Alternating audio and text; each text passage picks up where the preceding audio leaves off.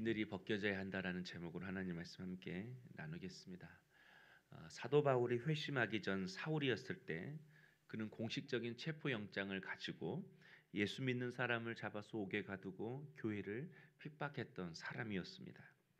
그러나 사울은 한 번 더 이 일에 대해서 하나님의 뜻에 어긋나는 일이라고 생각하지 않았습니다. 오히려 하나님이 기뻐하시는 일이라고 그는 생각했기에 열정을 가지고 성도와 교회를 핍박하는 일에 앞장을 섰습니다. 여러분, 이유가 무엇이죠? 4절 말씀에 이렇게 나와 있어요.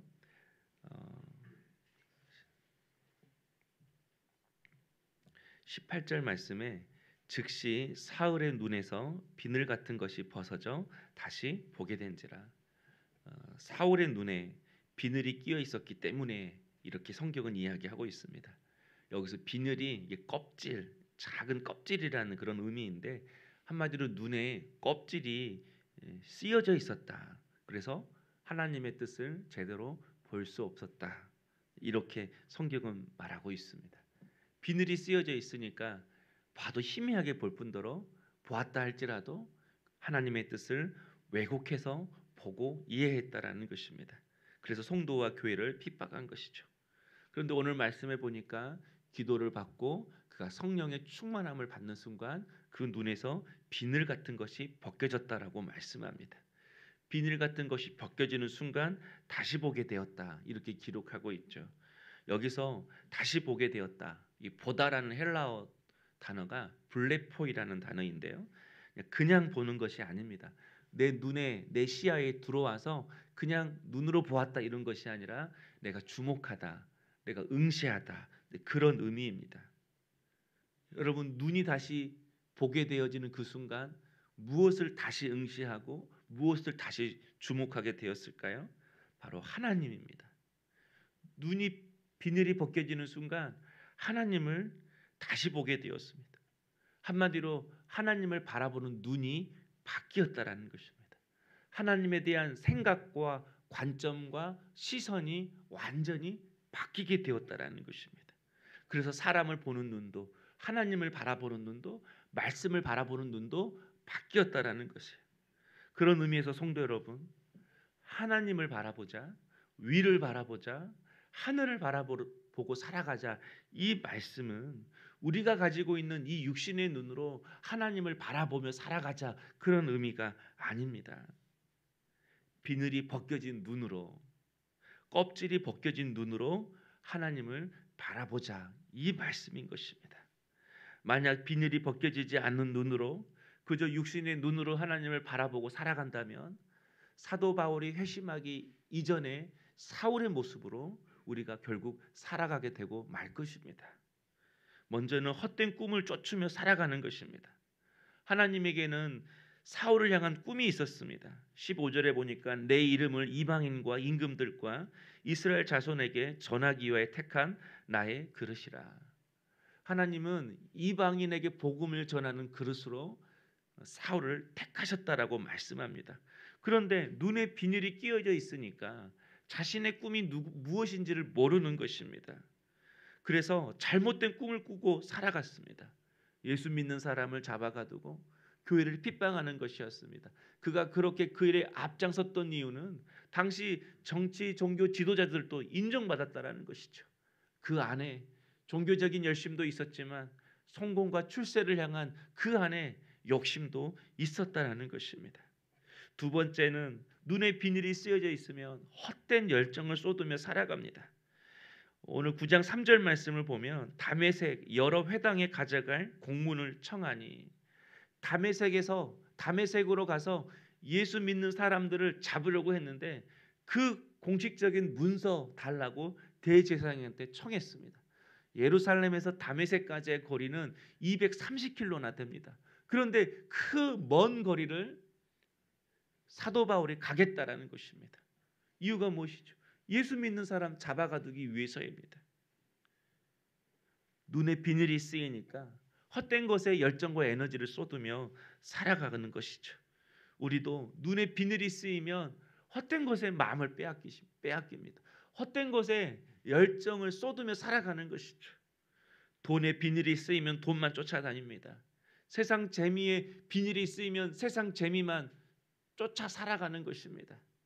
우리 각자의 쓰여진 비늘이 있습니다.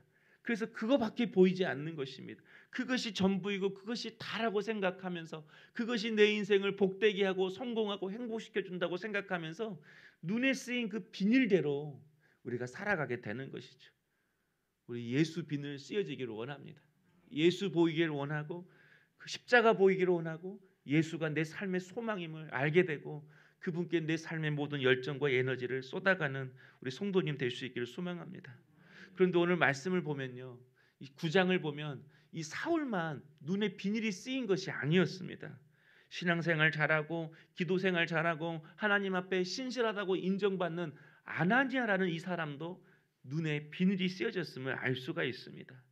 사울이 다메섹 도상에서 부활하신 주님을 빛 가운데 만났습니다. 그 순간 사울이 앞을 보지 못하게 되었다라고 이야기를 합니다. 그러자 하나님께서 아나니아에게 네가 사울에게 찾아가서 그를 위해 기도해 주어라. 그래서 그의 눈이 띄어지게 해 주어라. 이렇게 말씀을 했을 때 아나니아가 13절에 이렇게 이야기를 합니다. 그가 예루살렘에서 주의 성도에게 적지 않은 해를 끼쳤나이다. 사울은 예수 믿는 사람에게 많은 해를 끼치는 사람입니다. 하나님 그거 모르셨어요? 그의 눈을 다시 뜨이게 하면 이전보다 더 많은 사람들에게 해를 끼치고 고통을 줄 것입니다. 아나니아는 아직 사울을 향한 하나님의 계획을 몰랐던 것입니다. 그래서 하나님의 말씀 앞에 순종하지 않고 자기의 뜻을 이야기하고 있습니다. 자기가 생각하고 있는 사울을 자기의 눈으로 자기의 마음으로 판단하고 평가하고 있는 모습을 볼 수 있습니다. 여러분 다른 사람이 아닙니다. 기도 잘하는 아나니아입니다. 신실한 아나니아입니다. 믿음 좋은 아나니아입니다. 그런 그도 자기 판단이라는 비닐로 지금 하나님 앞에 서 있는 것입니다. 그래서 하나님의 뜻을 생각하기보다 자신의 관점으로 판단했습니다. 그러므로 여러분 우리의 신앙을 자신해서는 안 됩니다. 신앙의 성숙은 다른 것이 아닙니다. 내 눈에 쓰여진 비늘이 하나씩 하나씩 벗겨진 것입니다. 예수 믿었다고 오래 믿었다고 내 눈에 비늘이 벗겨졌다 결코 아닙니다. 내 비늘이 벗겨졌으면 또 은혜를 받는 순간 내가 벗어야 할 비늘이 무엇인지를 또 알게 하십니다. 이렇게 비늘이 하나씩 하나씩 벗겨질 때마다 내 자신을 더욱더 깊이 알게 됩니다. 여러분 사울을 보십시오. 사울의 눈에 있던 비늘이 벗겨지는 순간 사울이 세례를 받았다고 이야기를 합니다. 여러분 세례가 무엇입니까? 내가 십자가 앞에서 내가 죽어야 되는데 예수님이 죽었습니다. 이 고백 아니겠습니까?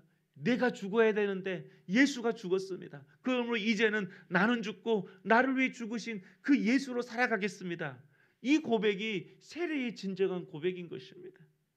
사도 바울은 예수를 만나고 영적인 비늘이 벗겨지는 그 순간 죄가 무엇인지를 알았습니다. 열심히 살아도 하나님과 뜻과 상관없이 살아가는 인생이 죄임을 깨달았다는 것입니다. 또한 그 눈에 비늘이 벗겨지는 순간 자신도 하나님 앞에 얼마나 큰 죄인인지를 깨닫게 되었습니다. 여러분 바울의 눈에서 비늘이 벗겨지는 순간순간마다 자신을 향한 고백이 달라집니다. 처음에는 나도 사도다. 사도 바울이 그렇게 고백했습니다. 너희들만 사도냐? 나도 사도다. 그런데 하나님의 은혜를 주셔서 눈에 비늘이 벗겨지니까 나는 성도 중에 지극히 작은 자입니다. 이렇게 고백을 합니다. 그런 사도 바울에게 다시 하나님 은혜 주셔서 그의 눈을 또 비늘을 벗겨주니까 나는 죄인입니다라고 고백을 합니다. 더 이상 고백할 게 뭐가 있습니까? 그런데 비닐을 또 벗겨주니까 나는 죄인 중에 괴수입니다. 이렇게 고백을 합니다. 그리고 또 벗겨주니까 나는 회방자요, 핍박자요, 포획자였습니다. 혹시 우리도 내가 누군데, 내가 세상에서 누군데, 내가 교회에서 누군데 이런 고백이 내 안에서 꿈틀꿈틀 거릴 때가 있을 것입니다. 우리의 눈의 비늘이 하나씩 하나씩 벗겨짐으로 말미암아 내 고백도 하나씩 하나씩 달라지는 은혜가 있기를 소망합니다. 또 20절을 보면 예수가 하나님의 아들이심을 전파하니라고 말씀합니다. 눈의 비늘이 벗겨지는 순간 예수가 누구인지를 알았습니다. 그분은 하나님의 아들이십니다. 그분은 구원자이십니다. 그분은 나의 목자이십니다. 그분은 나의 주인이십니다. 그분은 내가 영원토록 높이고 전해야 할 분이십니다. 사도 바울이 그것을 깨닫게 되었습니다. 성도 여러분, 하나님이 바울을 쓰셨습니다. 그러나 그냥 바울을 쓰신 것이 아닙니다. 비늘이 벗겨진 바울을 쓰신 것입니다. 비늘을 벗은 한 사람을 통해서 복음의 역사를 새롭게 쓰셨습니다. 우리도 마찬가지입니다. 하나님 여러분을 쓰시길 원하십니다. 여러분을 통해 일하시길 원하시고 복 주시길 원하십니다. 그런데 누구를 통하여 일하시고 복 주시길 원하시는가? 눈에 비늘이 벗겨진 그 한 사람을 통해 하나님은 일하시고 복 주시기를 원하신다라는 것입니다. 우리에게는 나도 모르는 비늘이 쓰여져 있습니다. 여러분 자신이 모르는 비늘이 쓰여져 있습니다. 하나님께 물어보셔야 합니다. 아니, 여러분 주변에 가장 가까이 사는 사람한테 물어보면 내 눈에 쓰여진 비늘이 무엇인지 적어도 한 가지는 알 수가 있습니다.